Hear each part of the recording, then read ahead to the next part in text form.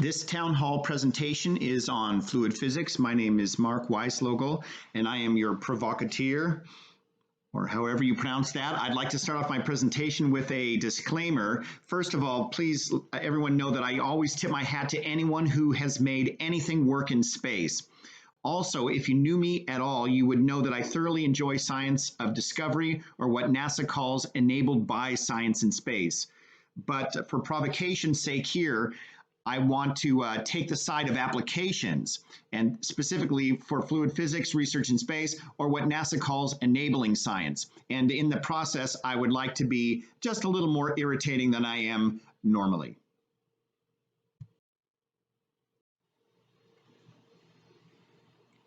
Okay, stop doing fundamental fluids research on ISS. We don't need to understand everything to make stuff work. Low G fluid phenomena are critical to many cross-cutting technologies aboard spacecraft, especially when life support systems are involved. And let me just list these out for you to let you know what we're talking about. Large fields, these are fields, each one of these, okay? Liquid fuels, propellants and cryogens. Thermal fluids and coolants, there's a lot of this going on. Water storage and transport, a huge area. O2 generation by electrolysis, right? Primary oxygen supply system, let me speed up. CO2 scrubbing, urine collection and transport, brine drying and water recovery from solid waste and trash, condensing heat exchangers, wet lab unit operations, habitat water for plants, animals, and people, foods preparation, medical fluids, omics, microfluidics for lab on chip and organ on chip applications, water spray recovery for firefighting, spacesuit fluids management, lubrication, hygiene, and more. And I really mean there's a lot more. So fluid systems lead to mission failure, or even system failure to even mission failure.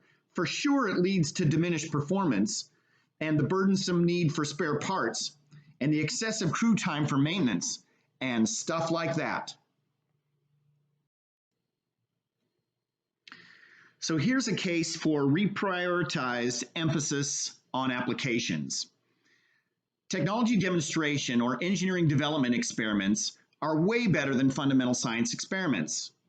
They're faster to flight, they're cheaper, they're more immediately valuable, and can still produce science adequate for archival dissemination. We've learned a lot about low G fluid physics during the shuttle and ISS fundamental science era. Still, tech demos have been going on all the while too, but never clearly at the expense of science experiments. Maybe they should. We know enough now to go for tech demos that target real applications that really do enable space exploration, really. And what we're talking about is like the toilet fails on the way to Mars. Does the crew die? A bubble occludes a passageway in the primary oxygen generator. Does the crew die?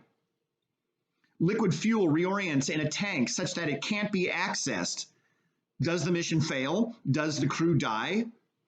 You didn't know how to exploit passive capillary fluidics in space, so you opted for a non-fluidics mechanized approach for water management.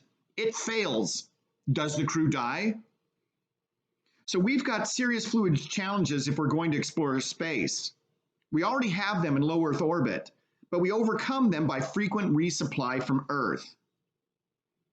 The vast majority, I would say over 95% of the challenges in microgravity fluid physics deal with fluid interfaces, including bubbles, droplets, films, rivulets, and so on, and how to manage them, create them, exploit them, collect them, sort them, reduce them, and prevent them.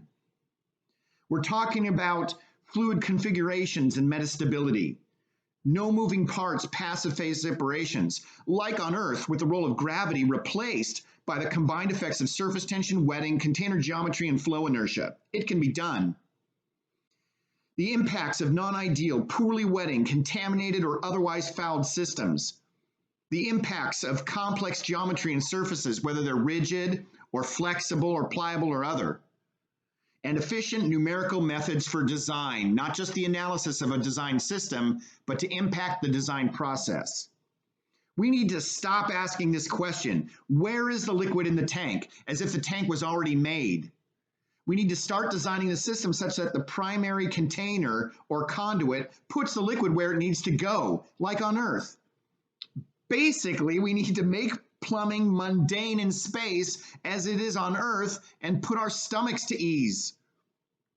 We need to go for tech demos that target current and advanced applications, pressing ones.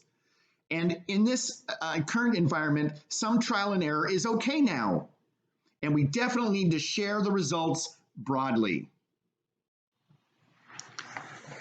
Regarding applied tech demo research, we need to use multi-user facilities for device development to accomplish a whole array of functions. Why have we not already done this? Let me give you an example. At the lower right, you can see a schematic of a plumbing device that can provide a variety of two-phase flows to a test cell. It's got a couple of pumps and a phase separator, but if you look at this red circled region, you can provide a vast array of two-phase flows of all kinds of bubble types, rivulet types, ruptured rivulets, annular flows, slug flows, bubbly flows, single-phase flows.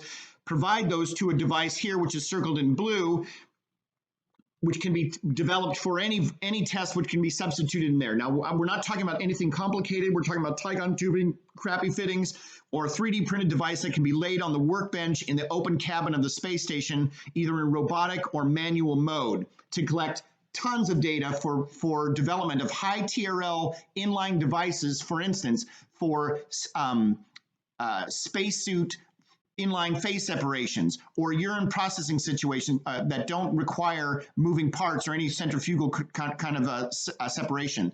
This is a multi-user facility where the blue dashed region can be just swapped out for any old part that's put in place to do this kind of device development for fluidics control in space. These type of experiments are safe, they're low cost, they're fast to flight. Several systems like I just showed have been developed in less than 6 months. They're made of commercial off-the-shelf devices, of flight-certified materials. They can be easily automated and give quantitative real-time downlink video, either from drop tower tests or even from ISS experiments, which is the goal. The test sections are swap out, making them easily converted to multi-user facilities, and they provide literally months of data. Along the way, you can get as much science as you can, but don't burden yourself and the program and the taxpayer with unnecessary precision and diagnostics and associated safety paperwork. You know that the program likes new blood and all, but get engineering PI types who are serious, or at least show serious signs of becoming vested in the field, not PIs who are unconnected to spacecraft. The PIs that you want are less likely to pass an NSF review as opposed to a more applied aerospace or NASA type review. This sounds a little nebulous, but I do wish to add that you want to keep encouraging the commercial involvement with cross-cutting support and broad avenues for access and experimental development. Had enough? So let me summarize by saying that we need capillary fluidic solutions to make spacecraft systems much more reliable. Human exploration can't happen without it. These fluids challenges, some of which I've mentioned here, have been known to NASA for decades. Everyone knows the targets. They aren't fundamentals. They are applications. Use a shotgun. Accelerate the experience and the exposure of the design community to low gravity for fluid systems in space. The tech demo approach is absolutely way better bang for the buck. Let fundamental science that is enabled by spacecraft go on in perpetual unsolicited proposal mode, but only pursue such investigations when they are just too cool to pass up.